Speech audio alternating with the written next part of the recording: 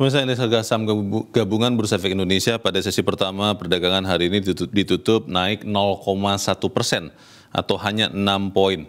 Apa yang membuat perdagangan saham seperti tidak punya arah yang jelas? Kita langsung tersambung bersama Mercy Wijaya dari Studio Bursa Efek Indonesia. Mercy, indeks saham gabungan pada sesi pertama hanya naik tipis sekali 0,1%. Apakah memang tidak ada sentimen positif yang bisa mengangkat indeks pada hari ini, pada pagi ini, Mercy? Ya, Leo dan pemirsa, belum ada sentimen positif yang dapat signifikan menaikkan pergerakan harga saham. Mengingat saat ini pelaku pasar juga masih wait and see atas kebijakan Bank Sentral Amerika Serikat dan suku bunganya di waktu-waktu mendatang, dan masih memproses juga hasil dari notulensi rapat Bank Sentral Amerika Serikat tanggal 1 Februari kemarin yang menyatakan masih memiliki ruang untuk menaikkan suku bunga dan menekan inflasi secara lebih lanjut. Oleh karena itu pergerakan indeks saham pun cenderung datar hari ini, Leo. Penguatannya hanya tersisa 0,1% saat penutupan perdagangan di sesi pertama di level 6.816. Penguatan ini juga searah dengan penguatan indeks LQ45 yang berisi 45 saham berkapitalisasi besar di Bursa Efek Indonesia.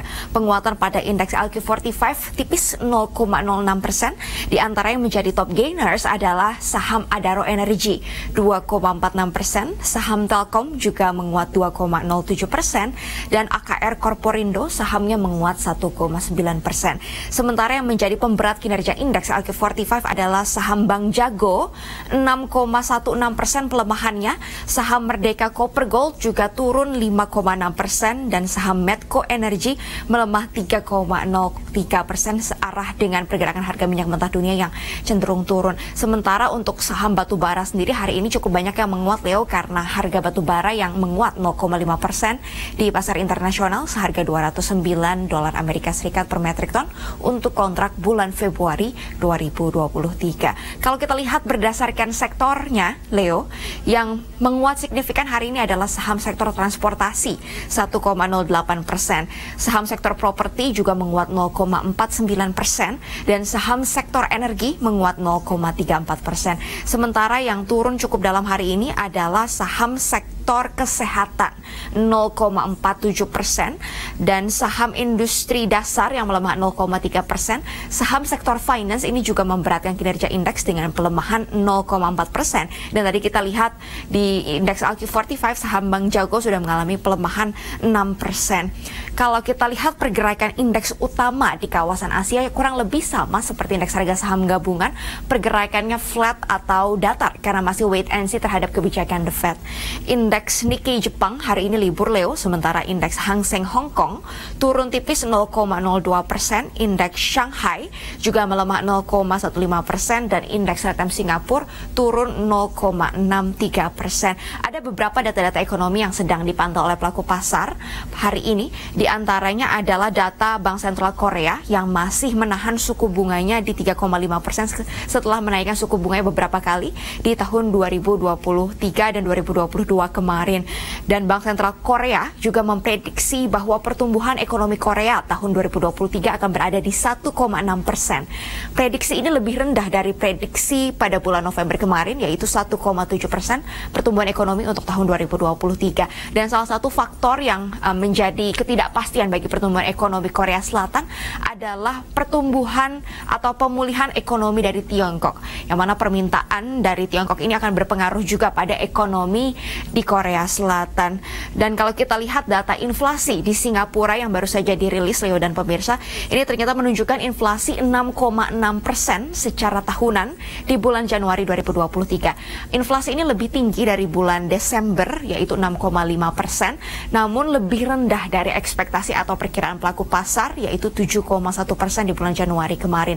Dan peningkatan inflasi di Singapura ini dianggap wajar karena pada bulan Januari kemarin ini ada perayaan Imlek yang biasanya mendorong konsumsi masyarakat di Singapura. Sementara untuk pergerakan indeks harga saham gabungan sendiri ini masih akan cenderung flat, Leo. Namun kalau dilihat trennya selama satu pekan terakhir ini arahnya memang melemah antara 6.787 sampai 6.878. Leo.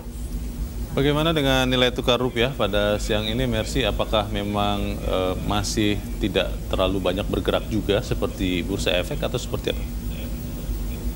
Ya, nilai tukar rupiah juga cenderung flat hari ini, mengalami penguatan namun tipis 0,09% dan tidak banyak berubah dari tadi pagi. Saat ini posisi nilai tukar rupiah di 15.186 rupiah per dolar Amerika Serikat.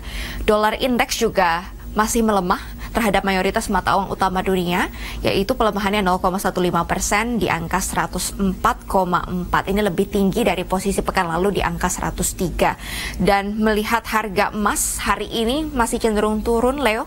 Di antaranya harga emas COMEX yang turun 0,27%, seharga 1.836 dolar Amerika Serikat per ounce, dan harga emas Antam dalam negeri yang turun 0,39%, seharga Rp1.015.000 per gram. Di sisi lain, kami memantau ada rebound pada harga minyak mentah dunia, yaitu minyak WTI menguat 0,5%, seharga 74 dolar per barel, dan minyak jenis Brent menguat 0,4%, seharga 80 dolar per barel.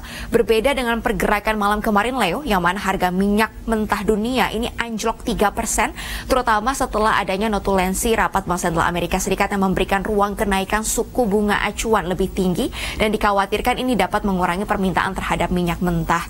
Dan kalau kita lihat, ada juga tambahan cadangan minyak di Amerika Serikat sampai 2,1 juta barel selama satu pekan terakhir.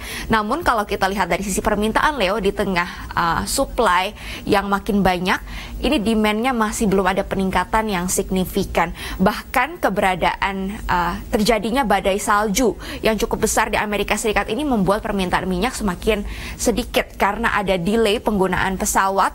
Ada sampai 3.500 pesawat yang delay atau bahkan dibatalkan penerbangannya, sehingga mengurangi permintaan terhadap bensin dan minyak mentah di Amerika Serikat, sehingga tren harga minyak ini memang cenderung turun. Namun saat ini rebound sedikit 0,4 sampai 0,5% setelah kemarin anjlok 3%. Kita akan terus pantau bagaimana perkembangan harga minyak mentah dunia, harga komoditas, harga indeks harga saham gabungan, dan juga nilai tukar rupiah sampai penutupan perdagangan sore nanti. Namun untuk sementara demikian laporan kami dari Studio Bursa Efek Indonesia. Kembali ke Anda di studio. Baik, Mercy Wijaya melaporkan langsung dari Studio Bursa Efek Indonesia.